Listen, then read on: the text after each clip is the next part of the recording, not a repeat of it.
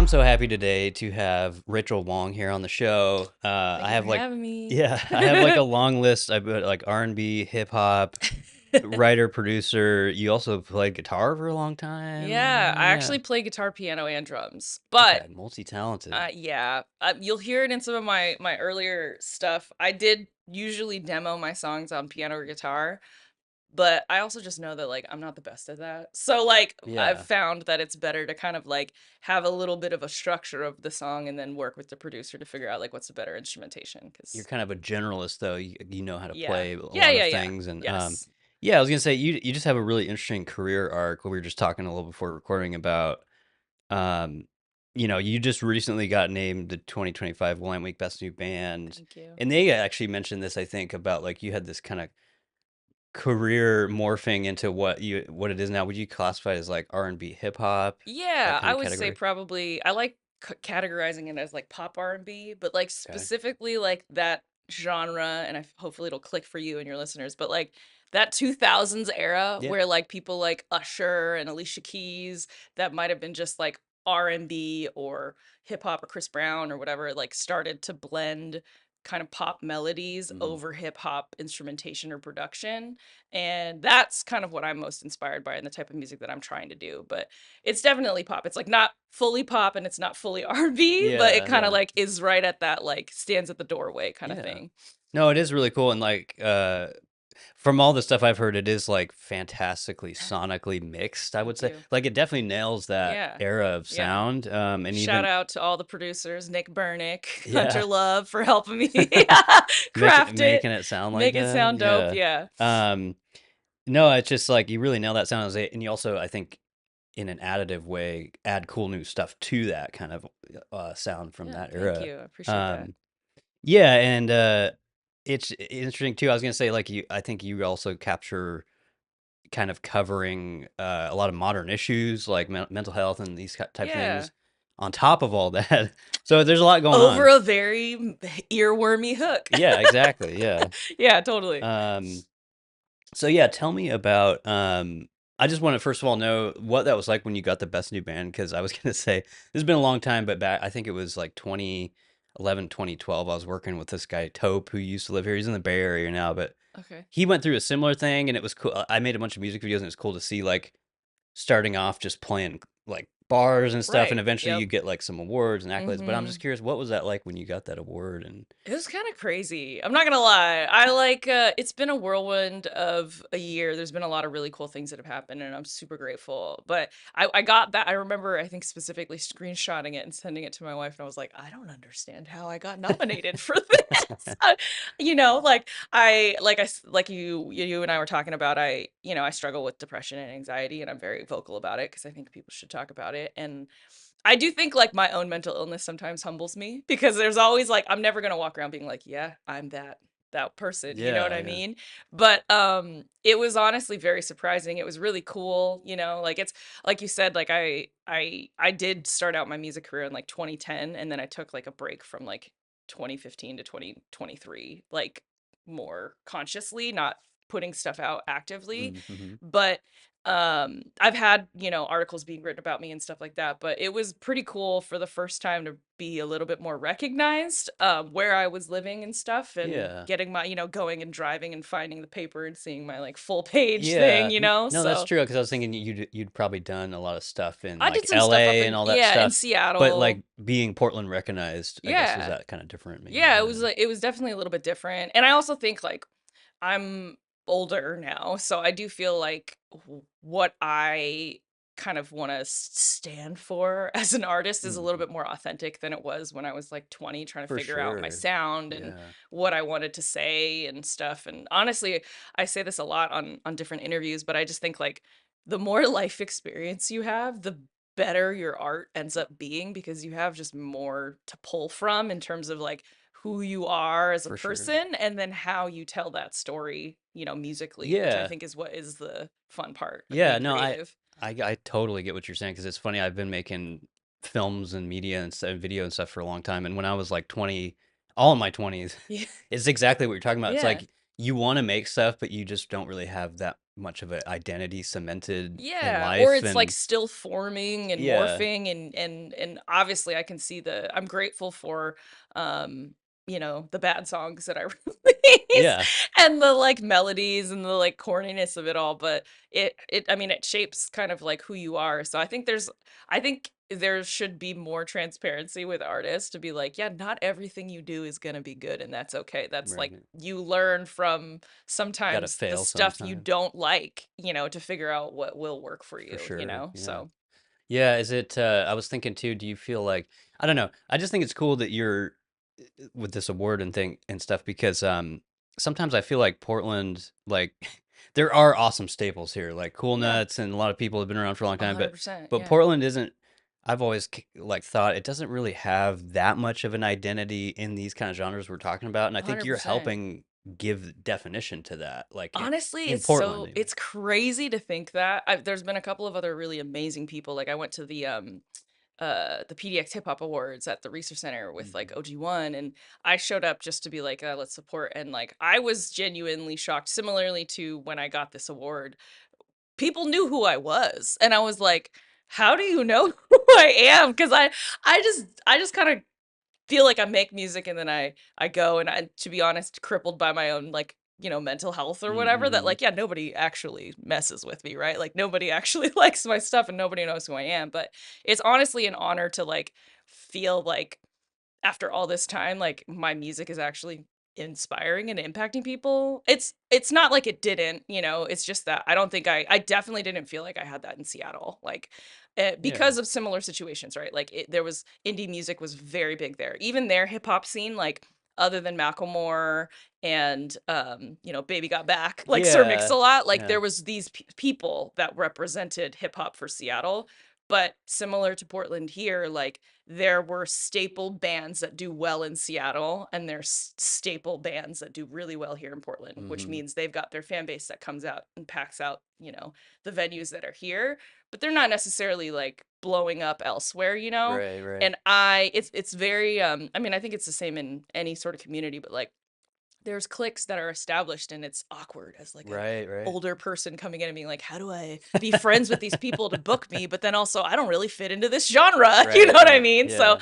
I've just been really authentically showing up and having conversations with people and like just being an honest, genuine person and knowing that like, hey, like this is what I do. I think I do it kind of good. And then people kind of have, collaborated with me. And I have had to put myself out there too, where I've done a lot of like meeting artists and then actually being like, yeah, let's actually create something. Like when Mhm. you align with a person who has more experience with you, or even like the song that dropped today, the one with Huli Mar, she's a Venezuelan like urban hip hop artist. Like we dropped two songs in like less than 6 months together because we were like, hey, I like what you do. I like what you do. And you just start to like learn from some of these people. I Mhm. think Mhm. in any music community, it's really easy to be like, what can I get out of you? And I just don't move like that. And For I think sure, yeah. because I've done that, it has ended up being genuine kind of connections and been lucrative for me. And I do think like the Portland hip hop scene actually does have a lot of really amazing It is, yeah. people. I was gonna say I'm It's not. just not as like known for it, Yeah, I was gonna say right? I'm not trying to like put the community down because I know a lot of them and they're great people and there's great music.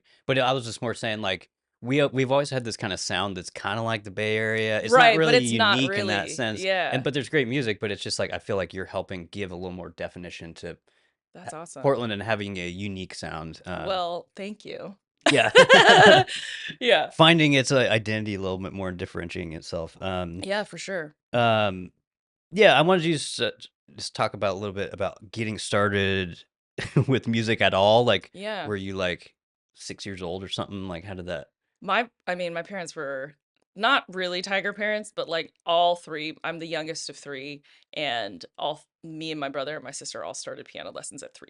Are you serious? Damn. Yeah. I don't think I was good, and to be completely honest, like, of my siblings, we all do music in some capacity. So my brother went to Princeton for music, which Mhm. is wild, but he does music in LA. So like he's, had music be in Super Bowl ads and like won Grammys, and he lives in Yeah. LA, and he He's does plugged music. into that scene. Totally. Yeah. And but he's a bass player. He's, classically trained. He did jazz here and all that stuff. And then my sister, she leads worship still every week.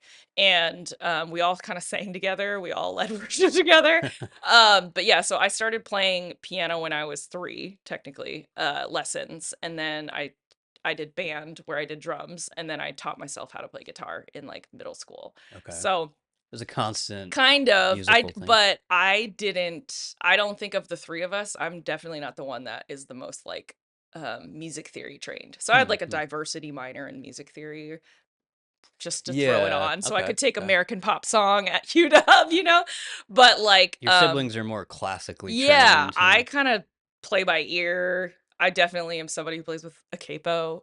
Like, you know what I mean? Like Yeah. I can like hear a melody and I can do it, but I'm not like Charlie Puth where I'm like, this is the minor third, whatever. Right. Like Right. I can cut a song from 0 to nothing in like an hour and a half with like vocals and stacks and harmonies, but I don't know the like, this is E minor here or like A flat Yeah. 7. Well, Like you must have a great intuition then, because I was gonna say in the intro, like you were just an amazing singer. Like oh, thank you so much. it's impressive to hear. Like and I Thank think in you. the future you'll be up on the same level as some of these That's insane. like world hitters, like for sure. Because I don't know, just Yeah. whenever I listen to it, I'm like, this is Yeah. But so really like in terms of like I never took vocal lessons. I really, was yeah, just in choir and in high school basically. And then I sang at church, I don't go to church anymore. but yeah. but that's really like that's all the That's the extent of like genesis of what I've it. had is just Okay. like band and choir in like high school. But So was there? It seems like all of your siblings, like, was there's just like a push to get into music, or was it just extracurricular stuff, or honestly, was it? I feel like it was the stereotype of like Asian parents Yeah, being like, working hard let's and let's make sure to like put you in some activities, yeah. And they never like the truth is like we all stopped doing lessons really other than my brother because he was in jazz, like he would play at jazz clubs here with his like jazz like Okay, yeah. music teacher and stuff.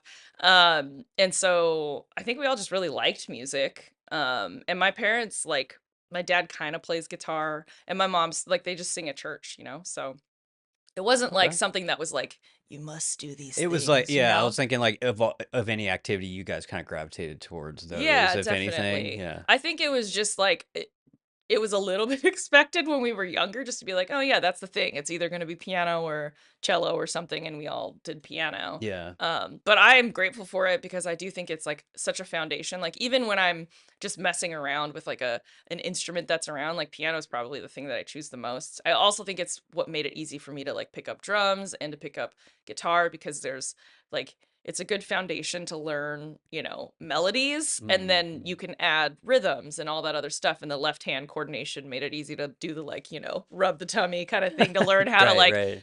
play, a bass and a snare and things like that. Yeah. So No, that is cool. Because I always struggle with like I played drums. That's like the most recent thing. I have a mhm. little Yamaha pad thing, Yeah, but the only other thing I played was violin, and I could never learn guitar because the it chords and feels everything different. felt weird. Yeah, Yeah, but like rhythm with drums, I could understand. And but anyway, that's cool that you could like yeah. articulate it all together. That's really I still impressive. will say I don't think I'm the best at it, which is why it's funny because like friends who've heard my music from forever ago and are hearing it now, they're like, "Whoa, this is amazing. Did you like play piano?" I was like, "No," because I know I'm not. I'm like, I know what my strengths are, and I know that I'm a really, really good singer, and I'm a good songwriter, and a lyricist, and storytelling. But like, I just know that my guitar playing, my piano playing, my drum playing is not going to be the level that I want it to sound like at the end, and so Yeah. I work with really great producers or other musicians that I know can just do it better. Okay. Okay. And I have no problem admitting that, you Yeah. know? No, I get it. Yeah, it's like you're good at a lot, all of it, not great at one specific thing, kind of thing. Mhm. But I still say you're an amazing singer. I think. Thank you. I really appreciate that. Um. Yeah, I was gonna ask, give me some like memories or just your experience of growing up in the Portland area. Um, were you like, I was gonna say, were you going to like Sam Goody buying music there? I'm just curious of like, because I'm like the same age. I'm like 30. I'm going to be 39 shortly here in a few Yeah. days, but Well, happy birthday. I do. Happy early birthday. I'd imagine it's a similar Yeah, kind of definitely. And I experience. mean, I Yeah. think because my brother was like I always felt like and to be honest, this is the same in Seattle too and Portland. I honestly like so I didn't do R&B until a couple years ago, Mhm. but I always kind of identified as like a soulful like vocalist. So like Adele, even like Katy Perry before she became problematic. Like, like Yeah. those types of pop artists that Mhm. had a very soulful sound, like Sarah Bareilles. But as I started trying to write music like them, it didn't ever really feel like, oh, this is me, right? Um and so, because my brother was always a jazz musician and he like literally went to an Ivy League school to get Yeah, yeah. a degree in it, he had a more sophisticated taste. He was listening to like Miles Davis and all these things. And I was Mhm. like, I don't like it. Spice Girls, Yeah, like yeah, kind of a thing. Um, yeah. but like because I was around him, we would go to record stores, we would go to Sam Goody, we would go to, God, man, what's the one in the mall that used to be? There I was like mean, another. there's There's so many CD shops that we would just yeah. kind of go I to. forget the other one. There was Sam Goody and there was another one that Yeah, was something. Millennium Millennium Records. Well, yeah, there was Music Millennium. Does Music that sound Millennium. right? Yeah, I feel like that's the one that's in all the malls, like all Is that right? Yeah, I don't know. the I'll have to put Westlake a shopping photo of it up. centers. But yeah, there was But two of yeah, we did a them. lot of mall walking. So like, like we would always go through the store and pick up some stuff. And like my parents did have like a record player in our like, millennial 2000s like bonus room where the computer and the like music system Yeah, you was. got And the so sound system. Yeah. yeah, and we used to do a lot of like garage sales. So like one of the first CDs I ever bought was like the Friends soundtrack, which is kind of now ironic that I think about it, that I write TV like music for TV. Yeah, But like I fitting. think Yeah. for a really long time, especially in the 2000s when I would do these interviews and people would ask me who you are as an artist, and it all felt very scripted. Like I felt like I couldn't say like, yeah, I want to write popular music. Like I don't know how to be like I don't want to I didn't, I wasn't like I'm going to be a superstar. Hmm. I just was like I really like the music, I listened to all the boy bands. I listened to High School Musical Yeah. soundtrack, and like Okay. I don't think there's anything wrong with like a song that sounds catchy and gets stuck in your head. I don't think that that's a bad thing. And I do think there's certain, pinkies up musicians who might say, "Oh, well that I'm not that. Like I'm not going to be that type of artist." Yeah. And Yeah. so I also then inherited that kind of like stereotype and didn't do it. So like but in when I was growing up, I was listening to all of that stuff, which is why it's so present in the way that I write melodies now and why it works, I think, is like I liked, Destiny's Child Hmm. and Hmm. Maya and Christina Aguilera, and I thought they were good vocalists and I liked going to their shows or, Yeah. following their careers. Today too, there's JoJo, the singer who was like, "Get up right now." No, I maybe don't not. know if I do. Yeah. She's my age too, our age, and she's still doing music now, but like she started doing music when she was like 13 in the Okay. 2000s. And she still does music, and she's still somebody that like for me is like such an inspiration because she's Yeah. just a soulful And vocalist still who making it is still making it happen. work and Yeah. like writing Yeah. books and like kind of not staying in one lane to still kind of make a career out of what she's doing. So, Yeah, which is a really hard transition coming from because I was just thinking of like going. I used to go to those stores or even like Fred Meyer mhm. music or Right, whatever, yeah, because they and had the like you just entertainment yeah, section. and you get Yeah. the little thing where you scan the CD and you could listen to it and preview it. But Mhm. it's just so different now, where you have everything immediately available Right. online. Yeah, you don't even have to like get your CD player. You just like Yeah, tap it on. Yeah, it's crazy. My son is 12 and my wife and I are like, how can we get him music without giving him the internet? yeah, And it's hard. Like we yeah, buy yeah. these like Amazon MP3 players and they die after 6 months, but they don't then Apple doesn't make iPods anymore. Like Right, there's right. always something more to sell you. It's like, "Oh, well you can do games or you can do this thing." And I'm like, "Can we Yeah, not just like listen to music? Like just right, plug it right. in and like Well, I'm curious about that because I've heard from friends of mine who have kids, that they're like I don't know if that's Gen Z technically with your kid, but he's technically like the alpha, the next one the after next that, one." yeah. Yeah. But I hear like kids like that age, like the parents have told me like they're not really into music, like and like they'll listen to it, but they're not Yeah. like attached to one artist. It's just like a thing that they'll put on YouTube or whatever. Well, And that is where I think parenting is like a little bit influenced, right? So like my wife, it's hilarious. She loves me and she supports my music, but it is not her like lane. You Okay, know, she okay. likes more like pop punk, you know? Sure, yeah. And so then Eli, my son, he's into it. So they went to like Fallout Boy Oh, there you and go, yeah. loves that stuff. But then he also kind of likes the K-pop thing because I K-pop know that's Demon Hunters huge, and all it's yeah, huge. yeah. And then I write a lot of like R&B kind of hip hop and rap type stuff. And so then he's like, "Oh, I like that too." So I think it's honestly because of what we listen to is influencing the fact that he now has artists that he really likes. Sure, yeah. And same with my daughter who's 5. Like she's got certain sonic things that she's like, "Oh, I want to listen to that again or this again or whatever." I mean, we also listen to like the kid whatever Disney, Right. whatever. Soundtrack or Yeah, and yeah. even K-pop Demon Hunters is like that. But like for my kids specifically, they definitely do have certain artists that they Yeah, like, but I okay. think it's because we listen to music, not just like on the radio or whatever is playing. It's like a dedicated Hmm. thing, yeah. But for his friends, a lot of that influence is coming from like TikTok or whatever is like Yeah, whatever thing is, popularized. for sure. Yeah, or I So, was even thinking the Demon Hunters thing, yeah. like, I think a lot of that's like a gateway to the music instead Yep. of, like, the other way around. I don't know, I Mhm. guess it's cool either way, but, Yeah. Yeah. But they don't. I mean, they don't have record stores. They don't listen to the right, radio. right. I mean, even watching TV shows, they don't watch commercials. So it's like the That's true, instantaneousness yeah. of what they have, I think also is influencing the way that even the music industry is having to respond. It's like Yeah. that's why you don't see full-length albums because people are not consumed. Like fans are passive now. It's not like you're waiting to buy tickets to this thing. It's Mhm. like you have to have those cult followings like the Beyoncés and the Taylor Swifts of the world to like guarantee that you're actually going to sell tickets, Yeah. you know? Yeah, it That's is why just major artists are canceling tours because they're like they can't get people to come out and wow. shell out, Yeah, because yeah. it's like the barrier to get people to like invest in your music career is like high. Yeah, no, that is wild, it is, it's just so different from Back in the I day. don't know, yeah. I was having a conversation a couple weeks ago with people, and we were just going around this thing, everyone was saying their first concert, and it seemed Yeah. like I American wonder Idol season 1. That was my was it? Okay. That's Kelly awesome. Clarkson, I saw her at the beginning. It just seems I don't know, I was gonna say maybe kids today aren't doing that, I don't know, but I definitely went to my first Shows. concert, I think, was, like, when I was maybe 11 or something, and I was joking about it because it is funny, but I went to the Memorial Coliseum up here and saw, Newsboys and DC Talk, I don't know if you know that, Oh, but it's, yeah, like, yes. Christian rap, Yo, basically, yeah. or Christian whatever, but then later I went to, like, mainstream shows, but I don't know, maybe that's dying out for kids, I have no idea, Yeah, I feel like it just kind they're of on the screens, I I guess, I feel don't like know. yeah, it is. They're on the screens and then I think it also kind of depends. I will say like it's not just the younger generation. I Yeah, think that's Portland in right. general too just is not really like a turn up crowd per Yeah. se, depending. Like they might want to sit and listen, but they're not going to be the ones that are like jumping up and going crazy and Yeah. stuff and singing the stuff back to you.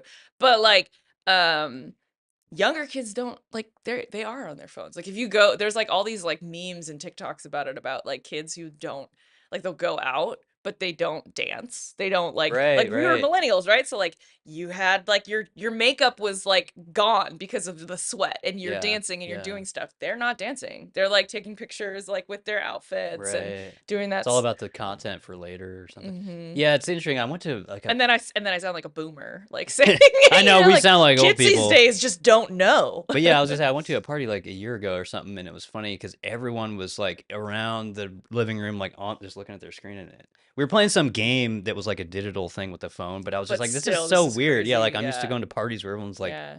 talking to each It's other and stuff. nuts. Well, even my guitarist, he's taking classes at PSU or something, and he was like, "Yeah, it's crazy. Like before class starts, they're all just like they don't know how to just talk Yeah, like like say before hello or class something. and say Yeah, hello. They're just yeah. like on their screens, which it is crazy. Like raising kids, like my kid, he does everything on his iPad.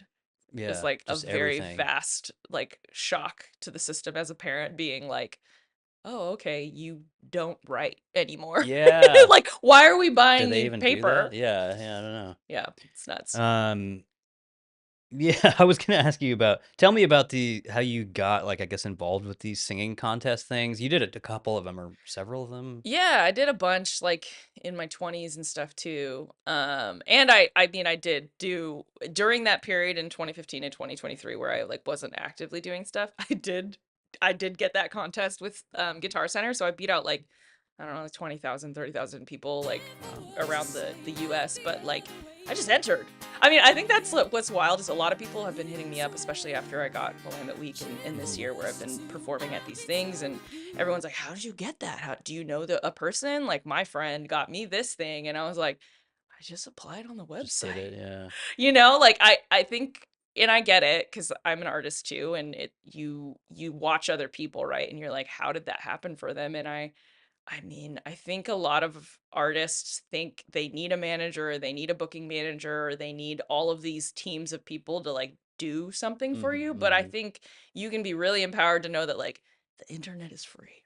Yeah. And like and now everything is like AI, like even layered to tell you exactly what you need to go and what link you could do and who you could contact. And Sure, so yeah, yeah. um for me, I it's like that, what is it? The movie with Hilary Duff, Cinderella Story. I mean, I know the quote isn't from her, but I see it from that movie. It's like, "You miss 100% of the shots you don't take." So, Yeah, like, showing up is half the showing thing. up is half the thing, and for me, like, I'm not afraid to get a no. So, like, a lot of these contests that I've been a part of or even these opportunities to do these, like, anthems have just been me shooting my shot and then like landing the shot and Yeah, then other opportunities come from that. So it's more like, yeah, you have to like take your shot and network, which not gonna lie, that has probably been the biggest thing that's changed my career as a musician is actually going out and meeting people and yeah. like doing the thing that we all hate, which is like go to these things and say, "Hi, I'm this person. I Yeah, do this thing." mingling and all And that. then actually like standing by the thing that you say you do, right? Like I know I'm a really good songwriter and I know I'm a good singer and I can write to anything. So like collaborating with different producers and different artists and showing that I can do the thing cuz everybody walks around, especially an artist, and says like I'm the shit, right? Yeah. And a lot of times they're not, you know? Like, when it Or comes to performance or or if yeah. you're really good, you don't have follow through. So it's like the stereotypical creative thing of like, yeah, I can do it. And then you never release the song or you Yeah, don't write to the project. yeah. And so I just kind of like, and probably because I'm old and because I have to compartmentalize like the creative side of me to fit into my life as like a mom and a spouse, like, and other aspects of my life outside of being an artist. Like, I treat music like it's a job. And so I finish my to-dos and then I move on to the next thing. And I Yeah. think that has changed a lot for me. So with these contests, like I just entered and then it ended up being good enough that Mhm. it has moved me forward, you know?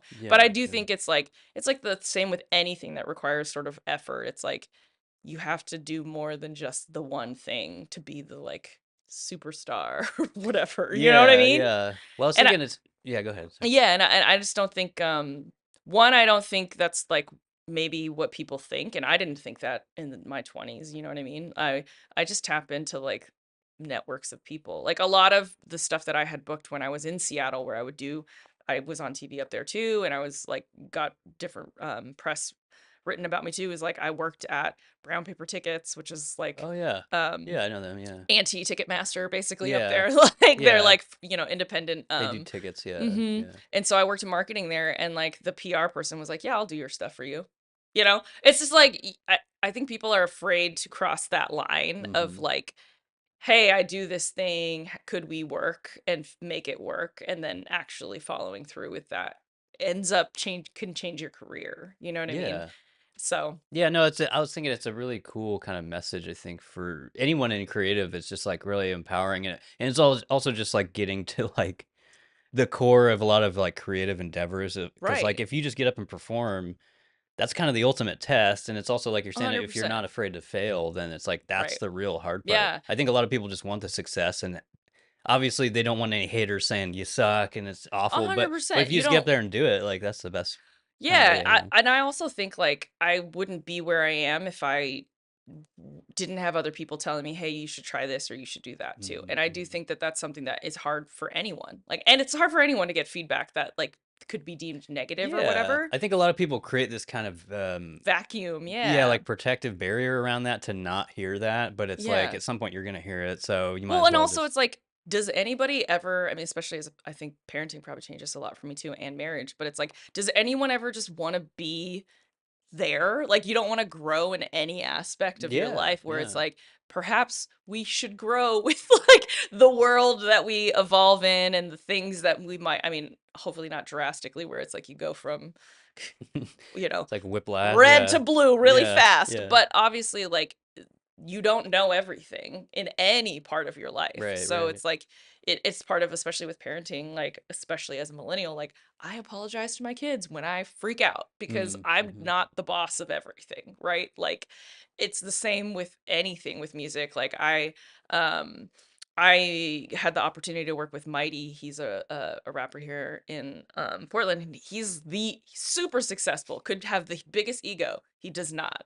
And he was like, the truth is, he's like, I thought you were really awesome. I liked you when we met up, but like, I didn't know how good you were until we were in the studio. Mm, And I saw you like be like you nailed your parts and then you were like, oh hey, let's try this, and like, oh, let's build this stack of melodies, and hey, what do you think of this? And he was like, until I saw you like actually doing what you said you do, I yeah. didn't know. And I was like, that's true, it's fair. Like anything you say is just a commercial until you actually work with somebody and see that they can follow through with it, you know? Yeah.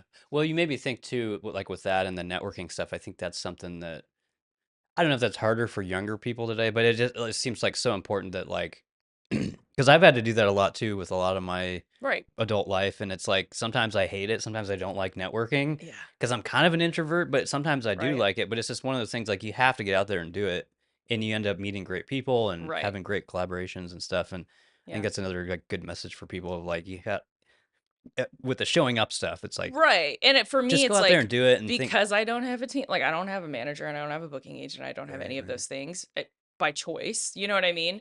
Then I can't really complain if nothing happens, right? right, right, So I, like I said, like I think I am 100% trying to build like a sustainable growth career with music and not have this moment of whatever.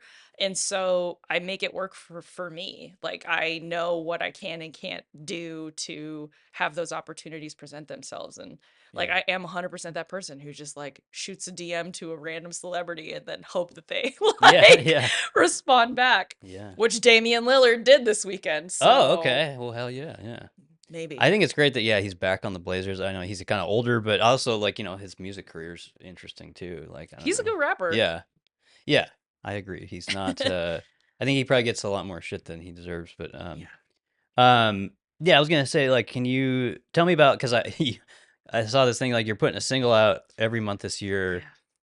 You've done a lot more than that, but I'm curious. Just tell me about some of the singles that come out and like the Christmas stuff we were talking about and some of that Yeah, fun stuff. yeah. Yeah. So I dropped a song last Friday, the 24th, called Save Me, which it's actually one of the like I I I write a lot of kind of like deeply emotional storytelling because I'm somebody who struggled with depression my whole life Hmm. and often didn't know, I didn't have the right coping mechanisms, the therapy, the medication to like really help me with it until later in life. And so I do really love writing emotional kind of like storytelling of the struggle of figuring out who you are and surviving in like life basically. Hmm. So that song's called Save Me, and it is very like it's super cinematic, like which I think my type of music that I like to draw from is like that. Like I like being able to tie visuals that end up being stuck in people's head and all that stuff. So Save Me dropped last week. We did it. It was a sync project with Nick Burnick, but hopefully for like a Stranger Things type thing. But it's almost like a Billie Eilish song with a soulful R&B vocal on Okay. top of Okay. it. And then today, the one dropped with Huli Mar, who's a Venezuelan hip hop artist. Yeah, I was gonna. It was you did a music video earlier this year, right? Yeah, Yeah. we Okay. did we did a song, which again, it was that networking aspect of it. Like we met, we were both on the lineup for a hip hop showcase, a beat happening with Love Jones and Lee Tillman. It was at the Goodfoot, I think. Okay. Earlier in the year, she is incredible. I mean, she only raps in in Spanish. Yeah, yeah. I only I thought sing it in was cool English. from that track that I heard that you did. Yeah, Yeah. and so we met up and like she did a set before me and then I did a set and we were like, "Oh my God, you're incredible." And she is. Like you'll see her and you're like, "Man, that person walks around like they just got that energy, you know, like they're cool." Yeah. And I was just I was laughing though, 'cause is that weird for you? Because do you not understand any of the lyrics that no, I didn't. And I so but rhythmically you so can understand. rhythmically I Yeah. can understand, but then it's funny because so we met up and I was like, "Yo, I would love to do a song with you," and she was like, "Yeah, let's do two." Her producer is Hendrik Valera. He's out in Colombia. He's done some stuff with Karma Rivera, who Okay. Yeah. is another hip hop artist here in Portland. And so yeah, we met up for coffee, and she was like, "I want to do two songs. Let's do one that's like this and one that's like that."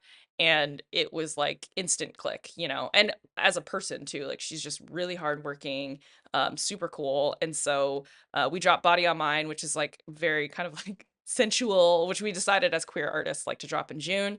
And then the one is like just being about a confident kind of sassy woman. So, Okay. but hilariously, yeah, for Body on Mine, I didn't look up the lyrics for a really long time. And then I looked them up and I was like, okay. I was like, all right. My wife, because my kids are in like a Spanish immersion. So she's like, they Okay, can't yeah. listen to All this. right. They would Like my, understand. Yeah, kind absolutely. of, but my Yeah. son is also like, he's like, well, with like native speakers, like they talk so fast that I only get like It's a hard little to bit of yeah, things. okay. But, and my friend, Hulimar was like, it's, because I'm using Google Translate. So she's like, it's not a one-to-one like Right, right, translation. And I was right. like, that's fair, but it's still pretty dirty.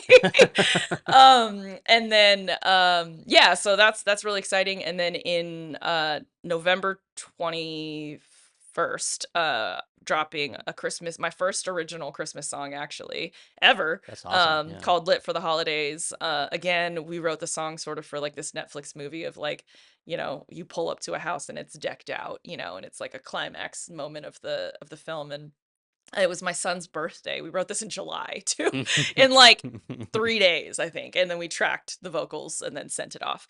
But it's called Lit for the Holidays. It's like a trap beat over Carol of the Bells. That's awesome. It's Yeah. so That's well, totally my type of track, it's so yeah. good. I'll send Yeah. I mean, I sent it to you, but yeah, like my wife like walked in and I was like, "Man, I got to write this so fast." And my it was my son's birthday. His friends were over. She's like, "Why don't you just call it Lit for the Holidays? Like, why don't you talk about getting lit, but like not?" And I I was like like, it, yeah. so now she's like, "I would like writer's credit." She's like, "Please give me some royalties." I was like, "I guess, yeah, you get some points." It's it Um, counts, I but guess. yeah, so I'm doing that, and then my last song will be actually with Hendrik, Hulimar's main producer. We're dropping kind of like a '90s sort of R&B thing that's like very like early Justin Timberlake kind of Okay, style. okay. So, but yeah, I'm the one who was like, let's do a song, let's just keep dropping every month. Yeah. But part of it too is just like it's a little bit of a numbers game in general with Just being a musician. volume, pure volume or Kind of. I yeah. mean, it doesn't mean that the quality goes down, but it just unfortunately, like, if you are releasing DS on DSPs, like distribution streaming services, like you're fighting an algorithm every single Right, right, day. right. I So, was gonna ask you about that earlier of like, do you feel because I feel like that sometimes just I feel like I think any content creators are like once you get into this kind of stream and there's right. cycle, there's this pressure to just keep Yeah, and the pumping truth stuff is like out. if you don't, you see it immediately. Like I'm Yeah. seeing it immediately on Instagram because like I was crazy busy and I was posting about every show and Right, right. for my own personal health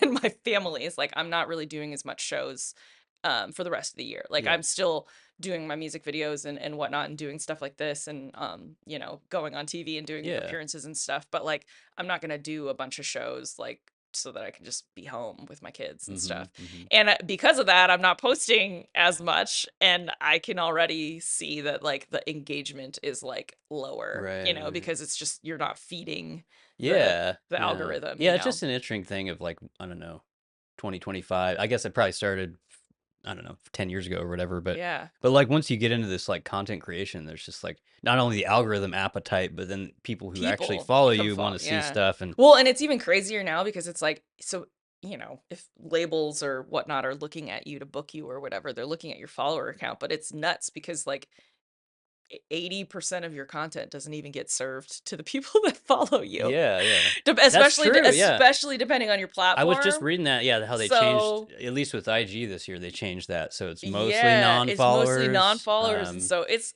just this weird thing where you're chasing it, but I go into it knowing, like, I'm not here to go viral. Like, yeah, yeah, I wanna make good stuff that connects, but, like, I'm not gonna spend 5 to $10,000 on marketing and, like, a coach to, for like, sure, yeah, tell me what yeah, to do this or that, to maybe get this money back elsewhere. Like, I am grateful that, like, outside of music, I do product and design consulting and UX for startups, and so I make money okay, elsewhere. yeah, yeah, And I'm with sync licensing, like, it's a different way to get money out of music that is 10 times more profitable than a mhm, song mhm. getting 1,000 streams. And so I'm still doing all of the things. I'm just doing it in a smaller capacity to make it work for me because that's how I can not crash out. Yeah, Like, you yeah, know? I was gonna ask too, like, is it, I guess I'll shout out, because I remember when Marmoset started, but I would say if you're like a Yeah. creator and you want, some of Rachel's tracks, you can purchase or you can Yeah, you can license license them them there. through Marmoset. Shout out Marmoset, my homies at Yeah, Marmoset. for commercials or Yeah. any kind of video project or Right. And then whatever. also, I don't know if you've heard of Formation Sound. So like I don't think I have, yeah. so shout out Farnell Newton, Hunter Love. But when I first came back on the music scene here in 2023, I started doing music with a producer named Hunter Love. He's an artist and a producer with Marmoset and other sync licensing catalogs. And he and I did music for about like a year and a half. And at that time I was maybe doing like one single every 2 to 3 months, maybe. Mm-mm. And a lot of it, to be honest, like I got into sync licensing through them. So like it's a big shout out to them. And I haven't really taken it as seriously until this year. And because of that, I've been able to like land Love Island placements and work Oh, with other nice, nice. producers Yeah, outside of, yeah. outside of Portland. Um, but they have and I'm not explaining the structure of it, but they have something called Formation Sound, which is like they sign artists and then like they kind of split they pitch it to multiple agencies Mm, and Marmoset. So like your songs get into more catalogs and get pitched to gotcha. more music supervisors and ad, placements through them. Just way bigger reach, Kind basically. of, yeah. And Yeah. so Farnell it's his company with Hunter, but then also Farnell works in A&R at Marmoset too. So like I've gotten to like I got hired by Marmoset just this week to perform at like a client happy hour thing. Oh, okay. So Yeah. it's really Marmoset is like big for sync licensing. They do really, really well with like advertising and do a Yeah, lot of yeah. stuff with like, major brands. Mhm. And Marmoset's been around for like you said, a At really long least, yeah, time. 15 10 years, 15 Yeah, years. I and remember, what's yeah. kinda crazy is, like, so before I was, in the catalog there, I'd worked with producers who, like, they used to have in-house producers as, like, salaried employees. They don't Sure. now, they just Just kinda to bring them make in. stuff and Yeah, yeah. and, one of their producers that used to be in-house, did my last LP, like, my full album that I dropped in, like, 2013? And he worked with Marmoset, but, like, I just hired him as, a regular producer where I was, like, doing this dumb project in his Yeah. apartment, you know? Well, I was gonna So along those lines, like, do you really enjoy it just seems like with your type of content you make, and specifically, like, your videos and stuff, like, do yeah. you really prefer that you like making stuff for soundtracks or commercials or any of that sort of, Yeah. narrative form? Yeah, it's been interesting. So, like, even the stuff that I first started doing with Hunter, because I had taken so many years off of, like, producing music, I had songs I wanted, like, produced that I was like, "Hey, I wrote this," like, when I came out late Yeah, in yeah, life and my yeah. family wasn't cool with it. Now they're cool with it, but, like, I want it to be, like, this sound or whatever, and so there was a little bit of, like, I didn't know enough about sync licensing, and I probably was not doing my due diligence of, like, this is probably not gonna sync as well, but Mhm. I really want to do it. And so he's like, cool, well, we can also get it in the catalog and release it, right? So it's a Yeah. little bit of both, right? Like I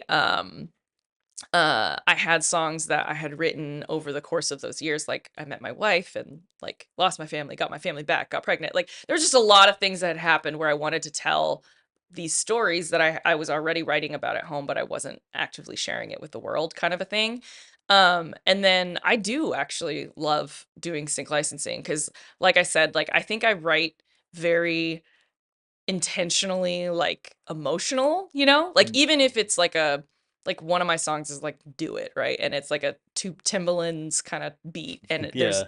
there's like nothing to the lyrics really that deep, but it somehow works with the production and like I like being able to kind of build those moments and writing for TV and film ends up like it's funny my like boomer in-law like father-in-law is like so you do like jingles yeah I'm like no It's and different, I mean it's yeah. hard right because it depends because like I think my the type of stuff that I write for does lends itself to be better in like TV and film versus Yeah. advertising that's also probably just like my own like weaknesses too right now is that Yeah. I don't have experience doing it, so it's harder for me to write to like a Google ad, you know, Right, versus right. a Love Island or a Love is Yeah, Blind yeah. moment where I can create like a moment. I think that's what I really enjoy doing is like especially because I am a boring suburban housewife in Tualatin, like I'm not cheating on my wife or vice versa, Yeah, right? yeah, So like yeah. being able to kind of like watch these things happen or see a brief even come in and say, hey,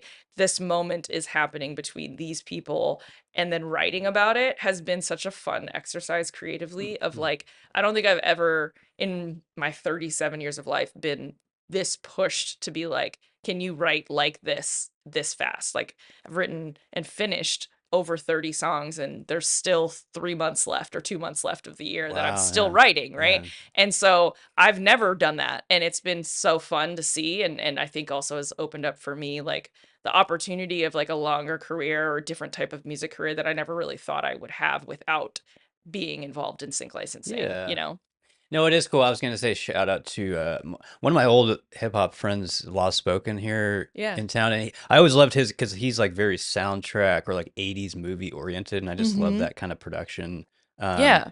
but I I do think also, it's really it's fun to do cinematic stuff. And then yeah, I yeah, also, like you said, like I don't really fall into like one genre and I don't like to. Like I like wearing a was it in corporate world, they call it like I'm a T-shaped designer. Like that which is okay, also how I think I've built a career now as a consultant, like with like CE bros of the world that want to hire me is like I don't fall into the stereotype of like what a designer would be at a corporate yeah, company. yeah, Like I know sales and marketing, I know product strategy, I know engineering. And so it ends up being a benefit to me to be able to like stand out for people who traditionally kind of just stay in their lane. I feel like creatively as a musician, I'm like that too, where I think my you know what has stood out in a lot of these especially for me in sync licensing but like that I can write to a trap beat with like a Destiny's Child soulful vocal is not something that they're seeing very regularly. mm, Even in Portland, like you're saying, I'm establishing a sound. Like when people book me or when I meet people like DJ OG1 or you know, Cool Nuts or DJ Cliff, like they are seeing and hearing my sound and it's standing out to them because nobody else is doing it exactly like I am. Or I can do vocal runs, but it's different, you know, or it's like things like that. And so it's been really cool. yeah, for sure. Yeah, I was gonna say too. This is kind of random, but I don't know. I see the licensing because I've used a lot of license. I've licensed a lot of music for Yeah, projects for and stuff, videos and and stuff. also it's different in the sense that like I actually have a neighbor who is directly on one side of me who supposedly writes jingles, and I don't know when I Ah. hear that like as a video producer, that's a very like if you're writing a specific jingle, like that's for like oh it's like a cereal commercial or something that's Mhm. like a product, whereas like what you're doing is kind of like ties into your whole stuff of what we've been talking about, of reaching the mainstream of Right. like, Yeah. and that's cool. I think I don't know. Sometimes people kind of You attack want the to know what's mainstream, yeah, but it's like that's what I mean about the it's pop just bigger music, right? reach, you It's know? bigger reach. Yeah. Yeah. And you know what's crazy is I didn't know this until very recently, but Lizzo wrote music for Sync and that is what ended Oh, up okay. blowing up her There you career go. was Yeah. like good I think it might have been even good as hell. Like something that she had written 4 years prior ended up like licensing really well and then like blew up her streaming numbers enough to then get her signed. Yeah. Like you just don't really know. And it's a cool like trajectory, I think. Like, because I also Mhm. I've seen not that many, but a couple of Portland like indie bands, and they kind of like are no longer popular, but they'll license their stuff Yeah. later, Yeah, yeah, yeah, and these are totally. tracks that are like 20 years old. So it's cool to Mhm. see like the opposite of that, of like using that to blow to yeah. yourself up and all that Yeah. stuff. And I just think that there's so much complexity to like what you could do in music if you want to do stuff in music. And it doesn't yeah, yeah, just have to be selling out arena tours and like doing all that stuff, which no knocking on like one of my very best friends moved from Portland to Nashville and is crushing it as like a sure. Filipino cowboy. And, you That's know, cool. yeah, Yeah, like he's like every single single is on a Spotify editorial. He's gotten to play at like CMA Fest type stuff, and he wants to still do that. Shout out David Unlayo. And like he still wants to like go the traditional route of right, like get a right. label and like get radio play and make money off of that, and there's nothing wrong with any of that. Yeah, It's just not something I personally want to do yeah, that or makes feel sense like makes sense for where I'm at in my for life right sure. I now. was If I just was thinking, single, if I didn't have kids, yeah, if I didn't yeah, have a mortgage and like all that stuff, like maybe, but like I also don't think like before I met my wife, like I was going to move to LA just because I felt like Seattle just did not have any of right, the right. opportunities for me. Neither did Portland Well, that's what I for was gonna pop say. Like music. traditionally, it's like when you're 20, you go to LA or Nashville or something like Or New that. York. I was going Yeah, to like Philly and New York and yeah, doing stuff like that and working with different producers, but I also don't think I would have like my own mental health. I would not have survived LA either. yeah, yeah, And I'm personally like there's no knocking in. I know that every artist has their own journey, but I also am like I'm not going to pay to play. I'm not going to like, yeah, you know, play for free for your stuff anymore. I'm very old and I'm also really good, you know? yeah, Like there is like that element of like that is the only little like tiny ego thing that I have is that like I'm a really good singer. I can put on a really great show and I can write a really great song. And so I'm just at the point where I'm like, I'm not going to say yes to anything anymore because I'm 37. For yeah, God's sake, yeah. like you You got to gotta have think like about it a little more. a Yeah, standard. yeah. You're not going to say yes to every feature. You're not going to Right, say right. yes to every show or collaboration. You just have to think about what is going to make sense for Yeah, you, you make know? choices. Yeah, And because of my choral background, I can sing these national anthems too. So, yeah, yeah. I was gonna say, I was just thinking about that. Talk about that because you did. How many did you do this year? um, 4 or something? Or I think it was 3. I did the Blazers, but it was the February of 2024. So okay. I did the Blazers, which was like crazy. I was so nervous. That was very nerve-wracking. And was that the first That was the first ever big national anthem? ones. Yeah. I've done like, 'cause like I said, I was in choir, right? So like I did national anthems all the time when I was in high school. Yeah, for like Um, school level stuff right. or And like yeah. I would do the occasional, like my aunt is like a politician here locally in Portland. So like I've done like random like dinners or whatevers, Yeah, you yeah, know, yeah. because they're like, oh, Rachel can sing. And it's a hard song, so not everybody can sing it. And then so yeah, I did the Blazers one, which was so cool. Like I was so nervous and I took my son. Oh, say does that star-spangled banner yet wave o'er the land of the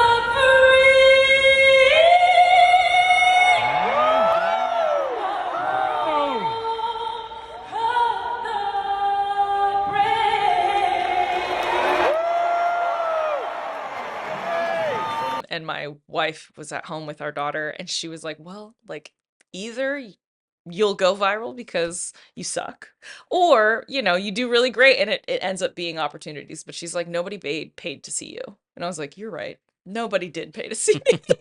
Your name flashes on the jumbotron for like Yeah. maybe 10 seconds, you know what I mean?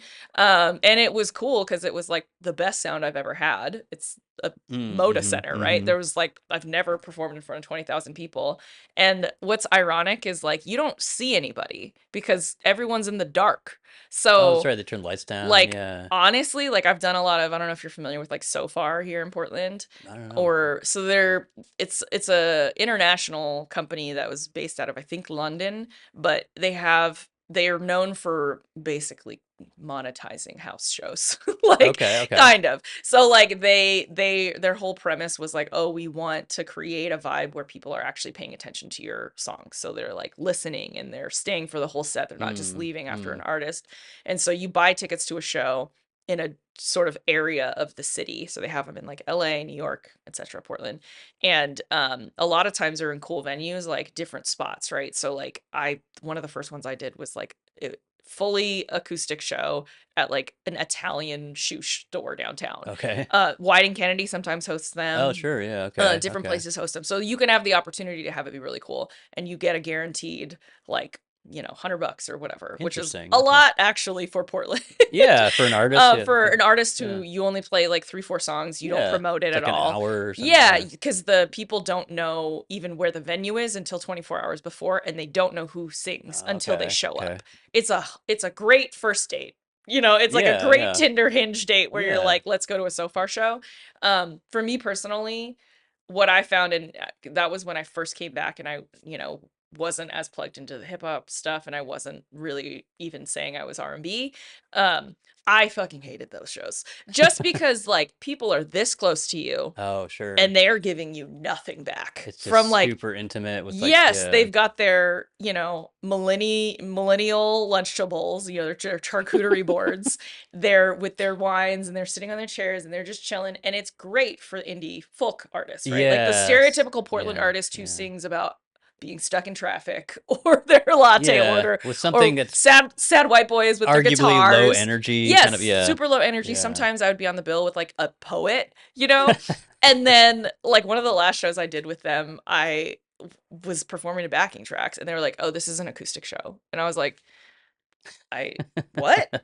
I was like, no. And so they were like, "You can play your tracks, but you can't amplify yourself because the other artists will not be amplified." And I was like, "They can use my microphone." And they're like, "Nope, it's an acoustic show." So Oh, it just God. like that stuff is actually more nerve-wracking for me is when, and even like that Marmoset client happy hour, I was a little nervous because it's like you're forcing people who are naturally not going to pay attention to you and are just very close to you in a way that is not like a stage elevated environment. Right, That right. actually is a lot harder, I think, as a performer to give the same energy to those types of crowds Yeah. than it is for a built-in 20, 30, 40,000 stadium. Sure. So for me, it was great to do the Blazers first because I crushed it, which I was like, it's so hard. And I know this being in choir that like, if you start on the wrong note, it's over. Like The whole thing if is- you're yeah. too low or too high, Right. it's over. Because once you get to that part where they're waiting for you to hit the like, Right. The key moment. Yep, of the track key or moment of the whatever. track, Yeah, then yeah. it's like it's game over. But it went Yeah. really well, and like to be honest, like a lot of people have been like, "That's crazy. How'd you do that?" And you asking how I have these opportunities, I filled out the form wrong. For anybody who wants to sing, there's a Blazer page that has like a Really? submission form, Okay. and they tell you exactly, hey, we want this type of a video. No, no amplified sound, acoustic against a white wall. I sent my Spotify artist profile. Okay. And they ended up being like, we love showcasing local artists. There you go. And, Yeah. and so I've had the opportunity to do it. And there's been a couple times where they've hit me back up, but like it just hasn't worked out timing wise. Mhm.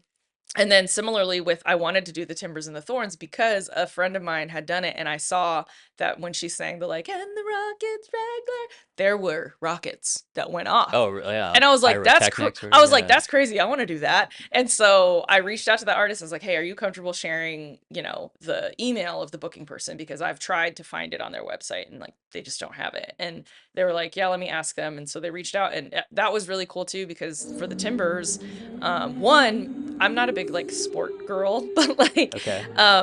I know that like soccer fan energy is a different type It of, is, it's yeah. like, it's a different type of energy. They're amped up from beginning to end, and it's so weird because I've complained about it before on the show, but it's like sometimes you can have a 0-0 game and they're Right. still amped Right. up. That fan section is Yeah. like they ride or die Yeah. for whatever team. And it was like that when I would go to games up in Seattle too. And so I was just excited for it. Yeah, I would say it was just different going in knowing that. Yeah, like, I think it was different because it definitely was different because I had done the Blazers one, but then I went and DJ Aspen, who's a local hip hop queer DJ, I had done a couple shows with her, and she was DJing. She's one of the official DJs for the Timbers and the Thorns. And so she was DJing that night. And so that helped me too, because she was like, kind of semi-running sound, and then was like, Okay, yeah. tell Rachel I say hi, like through the like, the headset to Earpiece or the whatever, yeah. people or whatever. And like the Timbers and the Thorns, like shout out to their organization, but like they really take care of like their entertainment. So like Okay, I yeah. had, I was chilling in the press room. I had free food, free water. For the Thorns, they like took me and my family up to like a suite to like feed us and stuff before. I don't ever eat before I sing though, because I don't want to burp on the mic. Yeah, it Um, seems like they'd be yeah, but those were really, really cool. Especially I like the Timbers and Thorns because like I knew people twice, both of the times that I did that, people who were outside the stadium or lived a block away, like sent Oh, me sure. You videos could that hear were it, like, yeah. yo, this is crazy, so, or like people I'd worked with years ago in tech were like, you did awesome, like on LinkedIn. They would be like sending me a message or whatever. So those are Right. honestly, it is really cool. And it's like a minute and a half of singing for a pretty cool experience, Yeah, yeah. But the truth is, because I've had other artists be like, how'd you do that? How'd you get that? And I'm like, you do have to like sing. Right, Like right, I was like, yeah. it's not an easy song to sing. And then you don't want to like manipulate it so much that it doesn't actually sound Right, it's, like, like it either. unrecognizable, Yeah. yeah, yeah. But I mean, I'm grateful. Shout out to Mr. Iverson at Evergreen High School. Like, I know that song back front and back because we sang it all the time. Sang it at my graduation, sang it at like Yeah, the yeah. homecoming games. Like, I don't think I could know all the lyrics for sure, and I've yeah, watched a lot of NFL and all that stuff, it's but it's gotta be a challenge, because it's. that's why I was asking, it There is were such definitely a times where I was like, oh, do I know the lyrics to that? yeah, well, just and like you said, it's just such a concentrated. It just seems like the pressure's it's like a pressure Yeah, cooker it thing, but is. now you've done a bunch of them, so you kind of feel a little more I comfortable. don't feel as nervous about it anymore. And then I was gonna do it at a Pickles game, but it just again didn't work out either. And then I got to do it at I live in Tualatin, but like there's a Tigered Balloon Festival that's like this big thing. Oh, okay. And so they hired me to do That's that. cool. So What kind of balloons are we talking hot about? air balloons. Okay, that Yeah. okay, So the it's like best you kind. sing and then they like That's awesome. yeah. Yeah. So I've always wanted to go on a hot air balloon. I've never been, but maybe I can go to that thing. you should just go to Tiger. They have it um, every year. yeah. I was gonna say too, did you get to go up in a couple times when I was working for TV here, got to go up. They have that weird control room thing in the Timber Stadium that's like Oh, above. super, super It's high. weird. Yeah. I'm kind of Yeah. scared of heights, and it's literally hanging above the field Yes. basically, and it's Yeah, just yeah, really yeah. weird, I but could have, because that's where DJ Aspen was. Like okay. somebody could have brought me That's up, what I was gonna ask. Where's but the I was DJ?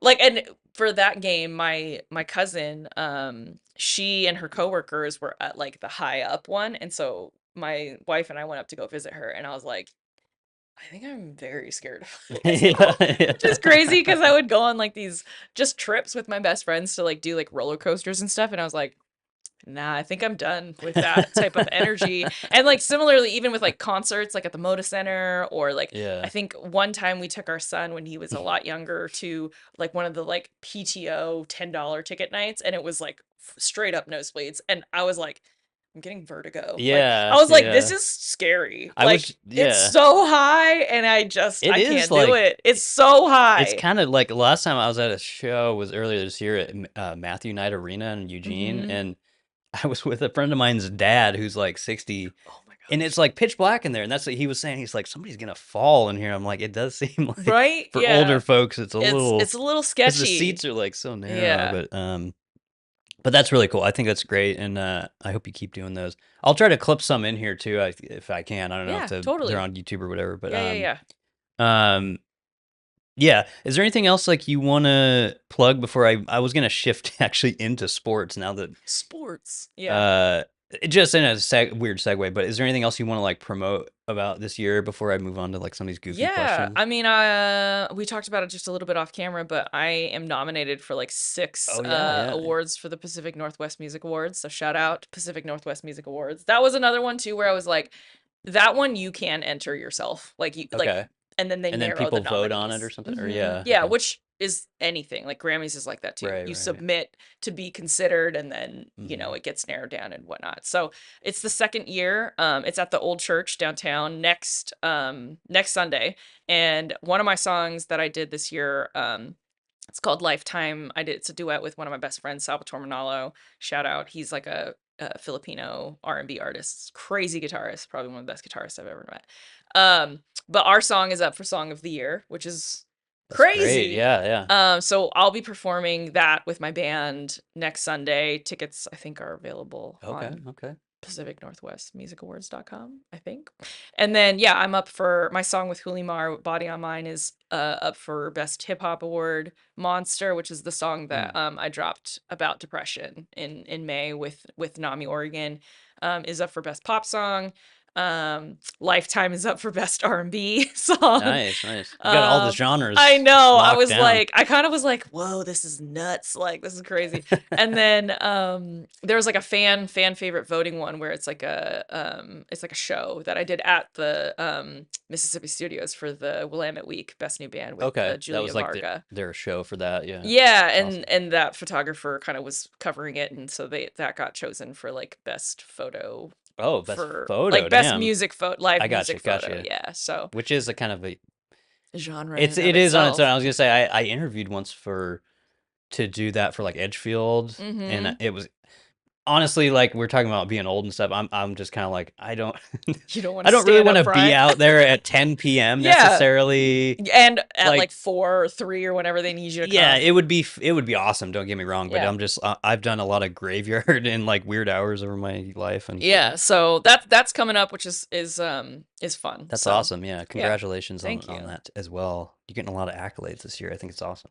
Yeah, I'm excited. I did Um, tell though my wife actually gets to come with me, which she doesn't normally because we have young kids. So I was like, I'm just gonna go in expecting nothing and then see what happens. yeah, You know, like if you expect nothing, I then everything yeah. is just a surprise. I agree. I try to honestly approach stuff like that too, and also just with It the humbles you a little, yeah, and just with the mindset of like I'm just here to make stuff that I enjoy or my right? audience, and low. I don't know, See what not that happens. low expectations, but Kind like of. you said, just don't expect anything else. I'm just going But in. personally, I hope you do win on them all. Thank you. So I hope so too, but you know, we'll see. We'll see. I'm still very grateful that like they even think they narrowed down enough, and there were a lot. Like there was a lot in the pop category. There wasn't, to be honest, there was not as much in the hip hop okay, category, I okay, don't think.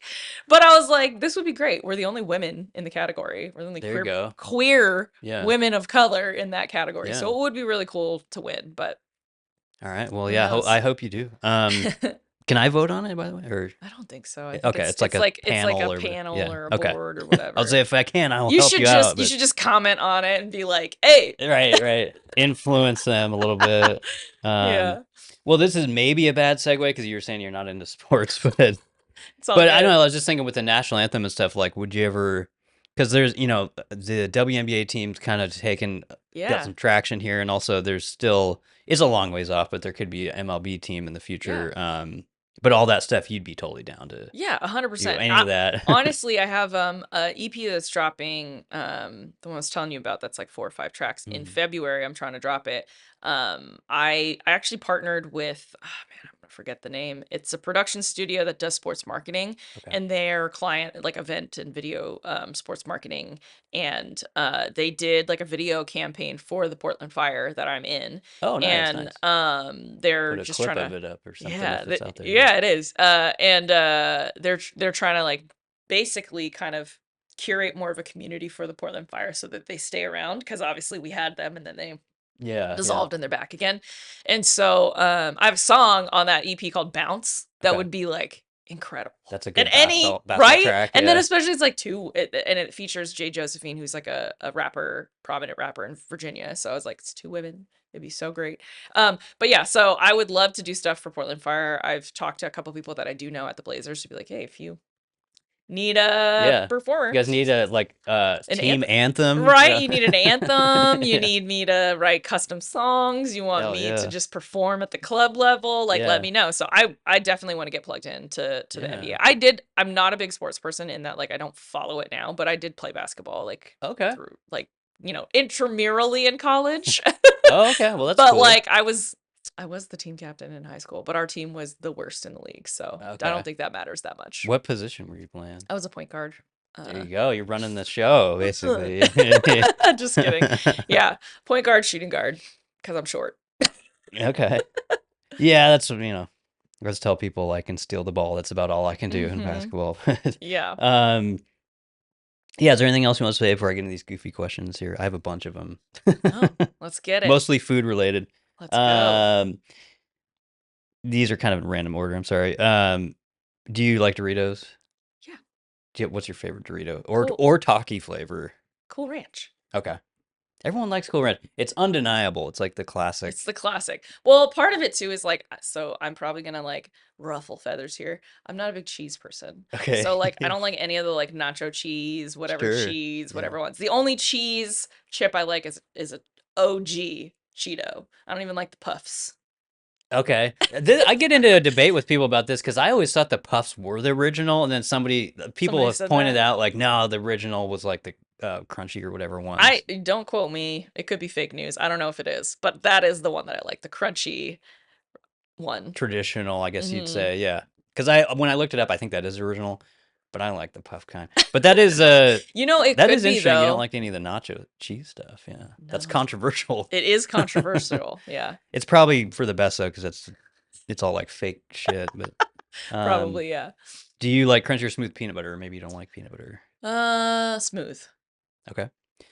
Do you have a favorite fast food? I'm into fast food and it grosses people out sometimes, but Yo, I'm all about it. I'm child of an immigrant, man. I'm all on about that, it's yeah. monopoly season at McDonald's. I know. I've been getting these stupid tabs, and you know what's bullshit now is like, it's all like any of these contests are all digital, so you peel it off I and it's like know. scan the code, and I'm I like, where's know, the in the Monopoly app. board? Like, I know. They don't want to anyway, print it, you know what I mean? yeah. I know my wife is like, this is so dumb. Like, it doesn't matter. We can buy our own TV. And I was like, I'm sorry. I'm one piece away from a new Jeep that we can sell and then get 60 grand. Yeah. Like, I don't think you're seeing the bigger picture here. This is Park Avenue. No, I'm just Yeah. kidding. So, oh man, that's really hard. I don't know if I have a favorite for everything, right? So like Yeah. I think McDonald's has the best nuggets, whether they're chicken or not, and fries if you eat them fresh. Yeah, hot That's fries, like, yeah. and obviously I looked this up. I don't know if you know this. My wife and I like Coke is like our favorite Coca-Cola. Yeah. Not the powder. Coca-Cola Yeah. is our favorite like soda like of Mhm. choice. McDonald's has better Coke than anybody Okay. because Coca-Cola and McDonald's have a partnership. So It's like they some get kinda a deal. different like concoction than every other partner. Okay. Which I wouldn't have like, I was like, is this a little conspiracy theory or I whatever? feel like I've But- heard that, yeah. But like Costco recently is now doing Coca-Cola. It has Okay. been Pepsi forever. And like their Coke is ass. Like I got it and I was like, there's no carbonation. It's You did all a A/B syrup. test And on I've it, done yeah. it like, I mean, I've obviously eaten at a bunch of different places. So I will say that I think the burgers, like the best burger is a Whopper. Like I like hands Whoppers too, down. yeah. Flame grilled. Yeah. And then I think Wendy's has a really good spicy chicken sandwich. Like it actually is pretty good. And then Yeah. obviously like Jack in the Box has like curly fries. Now I'm just showing everyone that No, I have I know it's- horrible eating habits. I love this though because I could talk about this shit all day. And then I do like my post-show fast food of choice is Taco Bell, Mhm. even though I don't like cheese, but it's because I love a chalupa. Okay. And I just I get like the all- Supremes without the cheese. And then but I do miss like I miss when they used to have Mexi fries. Yeah. I mean that was forever wanna ago, say but you're they around my mi- same age. Yeah, so like, they have the they've been doing nacho cheese these- fries, but that's not the same. Yeah, well, they've been doing these retro things. I want to say they may have Brought it back. back? I don't know. They Yeah. did bring back some of my favorite, the double decker taco, which Right. And I also it's so weird because I'm like, oh, I don't like beans, I don't like cheese, but I will eat their like Mexican pizza or like if I Yeah, feel like it's their Mexican pizza's Crunchwrap good. Supreme, you know what I mean? Yep. But I do Um, feel like Taco Bell isn't good at like the whole meal because of they don't have the fries. Yeah. Or like their yeah. fries are not like the best fries, you know? No, I know what you mean because sometimes. Like I don't want your stale nacho chips Yeah. or your cinnamon twists. Sometimes when I get like a big disgusting bag of Taco Bell, I'll get through like three. I'll like eat three of the items, and then I'm like, this all just tastes the same. Like Right, it's all it's the same flavor ingredients. profile, yeah, in and that's- different what is it, pockets, you know? Yeah, different forms, and that's when you, like you're saying, you need like a complimentary side or Mhm. something. That anyway. I was gonna ask you because I still haven't been. If you've been to Jollibee, I know you I say that. haven't, yeah, Okay. Jollibee. I haven't gone only because it's like So far It away. is. Oh yeah. It's so far away. And it's even closer for me because I live in Tualatin. So Yeah. Yeah. it's like parallel to me, but I still got to go on 217 and I-5 and Yeah. 26. But yeah, I haven't gone. I want to try it. I want to try it. I've had it because I lived in Seattle from 2006 to 2015. And Okay. so that was the first one on like the Pacific Northwest. Gotcha. There's Gotcha. one in South Seattle. So I've been there. I don't, and this is going to be controversial to my Filipino homies. Yeah. Yeah. I don't like the spaghetti That's the one thing I want to try. because it's like a sweet thing. It's Okay. like kind of sweet Sugary. Yeah. and for me, I just there's certain things like fast food wise that I'm like, yeah, that's I would eat that 100%. Um, but like uh it's just weird. I don't think I Yeah. want spaghetti from like a That's fast what food. that's what put it on my radar originally before. But their fried chicken is good, Yeah. and the gravy and the mashed potatoes That's and what I've stuff is heard. The pretty good. chicken's the kind of the thing you gotta It get, is, right? yeah. Okay. I will also say Popeyes is my fast food chicken of choice Yeah. above They're all. great. Yeah. I was thinking about this morning when I was in my 20s. My friends had this, what I would describe as the house from Fight Club, which is just like, it was literally an Yeah. incomplete house, but we had a bunch of people living there, Yeah. had crazy parties, but we'd go Yeah. to the Popeyes on MLK all the time right there because you can Yeah. just walk to it. And I love Popeyes. I love Popeyes. It's Yeah. so good. They're spicy. And their biscuits that are just like drenched in Mhm. butter. All right, I've been asking everyone this. This will come out after Halloween, obviously. Halloween's over when we're recording this, but do you Yeah. like candy corn? Are you a candy corn fan? I love asking people because people hate it. I don't like candy corn. And like even like my daughter, she had like lunch on yesterday and there was like a candy corn flavored yogurt, which I was like, Oh my God, I would try that any day. you love it? Yeah. Oh, no, I'm not a candy corn person. I just feel like it tastes like plastic. Yeah, or people say crayons It's or very similar. Like wax. I also don't like Swedish fish Okay. or Just that texture. yeah, I don't like the texture. What would you say is? I mean My that's go-to probably near. candy? Well, that's near the bottom, but is that your worst? Do you have a like Halloween No. candy? I don't like licorice. Okay, red or black? Yeah, I don't really like Okay, them. okay, that's But interesting. that's probably it's not the worst. For me, the worst are those little, I don't know what they're called, the little taffies that are like brown and Yeah, orange. yeah. I don't like those. Because when I was a kid, you'd end up with like a bunch of those, and nobody those. wanted them. But I don't really like, I literally just took my kids trick or treating. I don't like Whoppers either. yeah, that's it. I would actually agree with that. Like when I was a kid, I loved them, but now it's kind of just too dry and like It's dry. chalky. Yeah, it's dry, chalky, and it's similarly like it's plastic flavored. You know, like it Yeah. doesn't taste sweet, or there's The not chocolate like seems fake yeah. or something. Snickers is like by far the best. Snickers Snickers, is great. Butterfinger, Yeah. Twix. Those are the Okay, that's the Holy the Trinity. Holy Trinity. But in general, I'm not a big chocolate person, so I like gummies. I like gummy bears. I was just talking to somebody this week. Literally, about we gave that as our like wedding favors. Were gummy bear Really? bags because it's like our favorite candy. But yeah, I like gummy bears. I like the Sour Patch Kids, yep. the worms, the Yep. I love a good gummy. Those are good. It's its own category for sure. Yeah. Do you have an animal or creature you're most afraid of? Insects count? Yeah, and a lot of people say spiders, snakes. Spiders stuff are like pretty that. terrible, but I again am probably gonna ruffle feathers here. I'm not a big animal person. Like, Really? at all. Okay. Like my whole family, children, wife, they want like a dog, Yeah. and I'm like, when I die. No, I get it. Like, Well, and to be fair, I'm also very allergic to cats, and I Okay. am allergic to dogs, just not as much. It is unfortunate because like every producer and like main collaborator that I work with has a cat, and I always have to be like, can you please like vacuum? in the studio Yeah. or in the area. Or in the area, Yeah. right? Like in their house or Yeah. wherever. And so I'm always like, can you vacuum? Or I have to like pop Benadryls. when I Well, know I'm gonna go it makes over. sense if you're allergic to. But I was just say, it is a lot more. You can just do a lot more when you don't have a pet because it's like I didn't have one until I was maybe 25 or something, and I was traveling all the time. It's just Yeah, easier to like yeah. do stuff. You don't So have to- most animals freak me out, I'm not gonna lie. Okay. Yeah. All right. But I love a panda. Yeah, pandas are cool. Yeah, And an owl, you know? yeah. There's some cool animals out there. Let's see here. Do you have a favorite sushi roll? Do you like sushi? I'm gonna be again controversial. I'm like the Asian person that like doesn't really like seafood or raw fish. Okay. But I do like sushi because I like sushi rice. and I like the flavor profile. So I get the stuff that's cooked. Like I love seared salmon. Yeah. I love a None of the Cali raw stuff. roll, Yeah. spicy one. Yeah, but I don't love the raw stuff. I will eat it, but it has to have like sauce and stuff. I'm definitely not somebody who's just getting the like yellowtail and like Okay. my whole family loves it. And obviously, like, I'm like the person who, like, when we go out to eat at Chinese food, because seafood is like a like, seafood is A1 steak at for Asian Okay. restaurants. Okay. So it's like lobster and all, and fish and all this stuff. And I'm like, Dad, can you get some sweet and sour chicken? Like I'm like the white person like Yeah. in the Asian family. But yeah, so I mean I like a good California roll and I love seared salmon. So Okay. I like salmon. Of the fish, salmon is the one that I like the most because I feel like it's the least like fishy. Yeah. Well, Okay. if you add the right amount of seasonings or salt or whatever. But Sure. I love sushi rice because I like that it's sticky and like I like Okay. the rice vinegar.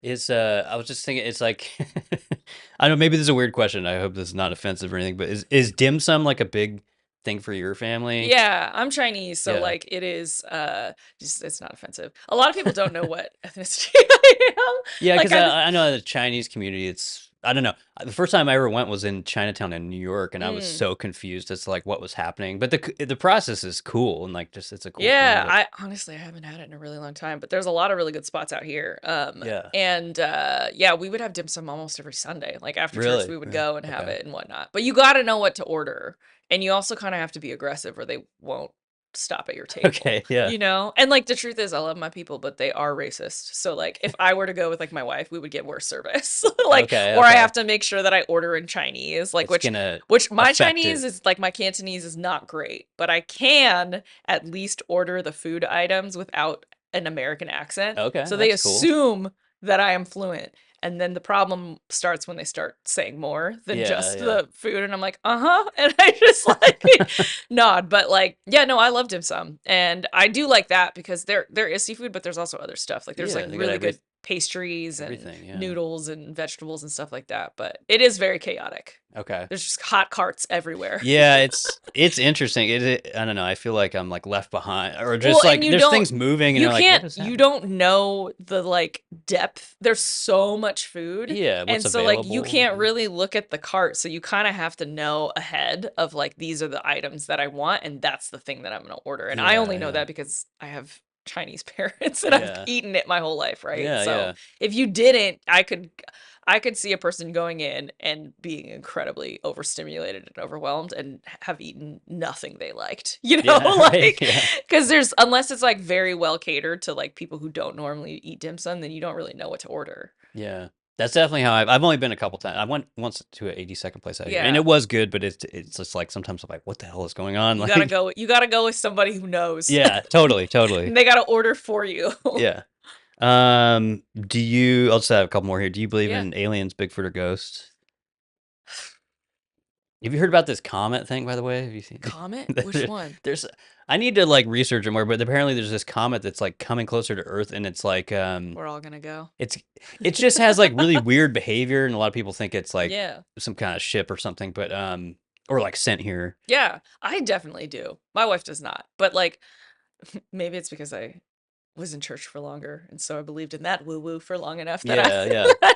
believe in other stuff. But yeah, I think so. I feel like there's no possible way that we're the only living creatures on In like the this universe. universe, Yeah, you know what I yeah. mean? And I've had some weird experiences with ghosts. Could Really? be explained, could be not, Okay. Like there's been times where like I remember vividly, I think in my 20s where I like woke up and there was like a dark thing above me. Oh wow.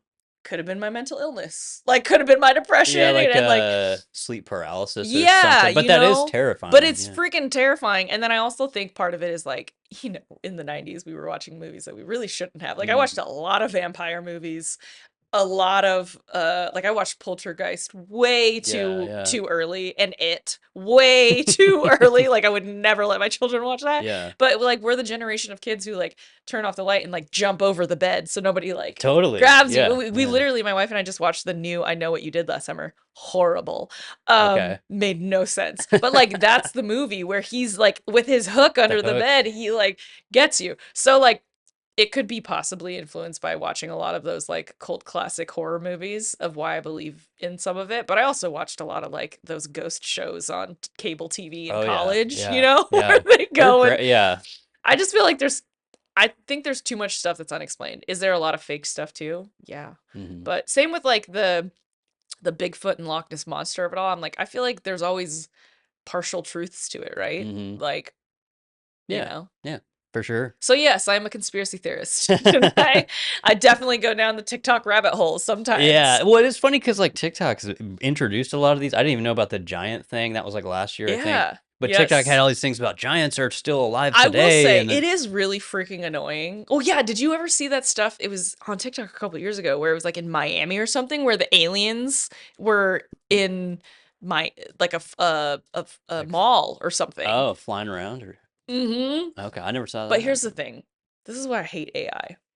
You Yeah. can't believe anything Right, anymore. right. You got to be like 7 fingers. You know what I Yeah, mean? Like yeah. it's like you really cannot Especially believe. for that kind of shit, it's way easier. Yeah, and then Yeah. it's like or people have a video that they've taken and somehow it's like 2025 but it looks like a camera from the 80s. Like Right, it's right. so Make pixelated. it look like And I was them. like, how do we have 5K iPhone cameras and we can't capture the Anything. anything? Well, yeah, and then also with like ghosts now, it's like we're so old. It's like they're not like Victorian. When do they come out with their chokers That's and a good point. their Yeah. 90s? Like That's a it good doesn't point. make like Yeah. people have died many centuries. They're not all gonna be from the Yeah, wearing a 1800s. big old dress or Yeah, whatever. like, Yeah. they're gonna wear their Canadian, tuxedos Yeah. and their high tops. Yeah. And, You're like, gonna start seeing some Jinkos in there or right? something. Yeah, like Michael Jackson is Michael Jackson, Yeah. I will say I did think Tupac was alive for a very long time. Really? Yeah. I'm sure there's people who still think that's true, but yeah, okay. I was gonna say, I guess I'll plug your stuff when we're like, what's the best place for people your link tree or something? Or like, Yeah, what's the if best you go to rachelwongmusic.com, or your website? Yeah. I have my website, it has all that stuff, although it's not updated with the shows that I have or have finished. But I'm on Spotify, Tidal, YouTube, basically anywhere that you listen to music, my stuff is available. Everything, So yeah, it's yeah. distributed everywhere. It would be great if you bought it, but Yeah. Support it. You got merch too. So yeah, I do. I have support merch all of shop, which is just shop.rachelwongmusic.com. And then yeah, obviously follow me on social platforms. That's where I'm the most active. My handle is, and actually recently it hasn't been a problem up until this point, but my name Rachel Wong is my maiden name, and it's just what I came out with in Yeah. 2010, and I didn't want to change it, but I really should have come up with a cool moniker because it's a very common name. So there is another musician apparently doing Rachel Wong music, because somebody just emailed me and was like, I really liked what you said on that podcast and we would love to work with you. And I was like, that was not me. It's somebody else. That's But I was like, I do music. right. And I do music for, it was like a sync thing. So I was like, I do music for sync licensing. So if you like my stuff, we can have more Yeah. conversations. But on social, my Instagram names is Ray, RAE, can sing. Yeah. You just reminded me too. I was gonna say this in the intro, but this is my fault.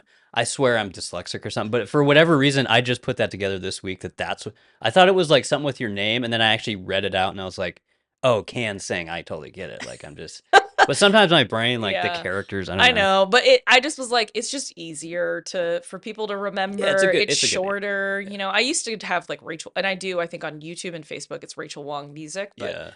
it's for my parents I because like nobody's on Facebook anymore. Yeah. No, it's a boomer Yeah, zone. it's a boomers only. And then Yeah. with YouTube, it's like I do have stuff. We didn't talk about this much either, but like I also don't. I used to do a lot of music videos. So like Mhm. one of my coolest music videos I ever did was in LA. I had been flown out for, it's like the equivalent of BET, but for Asian people in Southern Oh, okay, California that's cool. in the mid 2000s, which was a thing where people were still kind of watching stuff.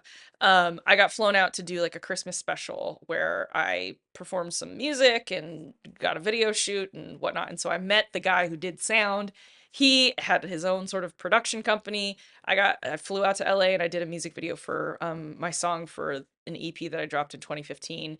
And we got a studio, we had dancers, we did all this stuff. It was super fun. The thing is, I don't do long form you know this as a videographer yourself. Like I don't do long form video content. And so I have 3,000 subscribers on YouTube, but they're not active. Like, because I don't put out long form stuff and it's not lucrative to do that level of production for every single song I put out, Right. especially if I'm doing it every month or every week or every Yeah. couple weeks. It's just Yeah. not sustainable or financially like Yeah. Because responsible. videos can get expensive. Videos can get Yeah. expensive, and so for me, I've been focusing more on doing like the short form like visualizers just because it makes it easier to chop up and post on different channels. And I have a decent following on everything, but I don't think I'm like big by any means, which is why it's what Well, keeps me humble. not yet. Not yet. Not yet, not No, yet. I think you got a decent following, I think. And Thank like I you. said, I think you're really adding a lot to the community and giving Thank it you. definition here musically in Portland. That means a lot and is still crazy to think, Yeah. you know? And that's how I found out of you, because I have had hip hop people on here, and I saw you on kind of my radar, and I was like, this is a really cool artist. And but I was gonna say, do you want a pulparindo? I don't know if you like these. I just got more. Do you know what these are? These things? I don't know. I love these. What I eat is them all the time. this? They're just little candy. It's like tamarind candies. Oh. But I Hot restocked, and so salted. yeah, I love them. I eat way too many of them, but I wish I had these mango kind to give you, but I don't. No, that's okay. Thank you. I appreciate this. I'm just reading the package. I also this is how you know you're old. I've developed an allergy to apples and peaches. Oh, okay. So you got to check. You got to. I have to I don't know what's in here I actually. think it should be fine. I don't want to hurt you. I know.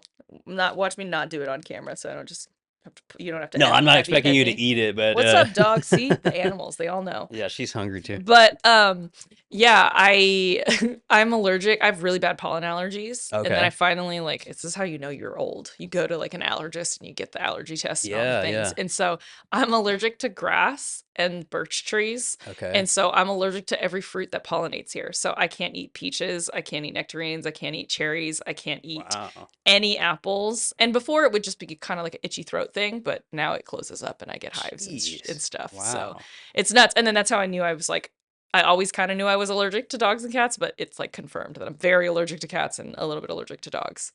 Yeah, no, I had a coworker a couple years ago who did all that testing, and it was crazy. I don't know if she's still doing it, Yeah. but there's a way you can do this like long-term stuff to Yeah. de-allergize. Yes, and that's you what have I'm to- doing. So I get allergy shots every That's 2 weeks. exactly what she was doing. Yeah. Yeah. So we'll see So if you're it going on actually that- works. I am. okay. It has helped like with the seasonal stuff. So like I would not have been able to play 20 shows in June if I didn't do the allergy shots. Sure, you'd be. But yeah. I did go into near anaphylaxis many times. Like where I had full plaqued like stuff. And then for the first time I was EpiPenned at the like allergy clinic. Okay, okay. And I don't do drugs or whatever, but I was like, I feel like I could go through a wall You were right just now. out Like of I was it, like yeah. they stabbed me and I was like, whoa. It's like super strength. I just feel like I've just taken a whole pot of like espresso. Like it was insane. That's so interesting you're doing that. Yep. Yeah. If But you it is ever- crazy because I do have to like, especially if I go out to eat, like apple cider vinegar is in the base of every vinaigrette or aioli or whatever. Yeah. I can't have peaches, which is also and apple juice and peaches are like bases for almost every fruity whatever drink. So I used to be able to drink sodas. Every single flavor, even if it's like blackberry or whatever, has apple juice in it. Damn. That sucks. Though. Every and gummy that just started like it started getting worse recently? after I had my daughter in like 2019 and then Okay. it's gotten worse and worse and worse to the point where like I can't like my kids I have to be out of the room when they eat their apples or whatever. Yeah. And like we had a play date with a friend who had a cat and I like didn't take Benadryl and I was like itchy and stuff.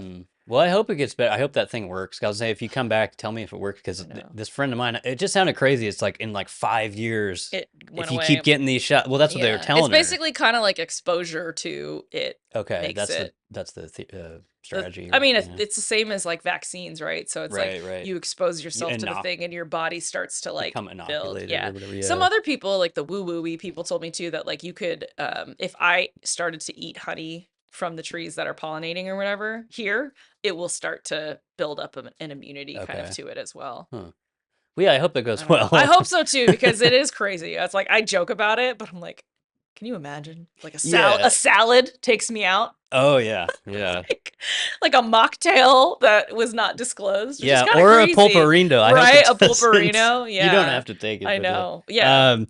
but yeah, thanks so much for coming. You're always welcome back. Thank you so much for having me and for chatting with me and Yeah, stuff. And yeah. We'll have to do this again sometime. hell yeah.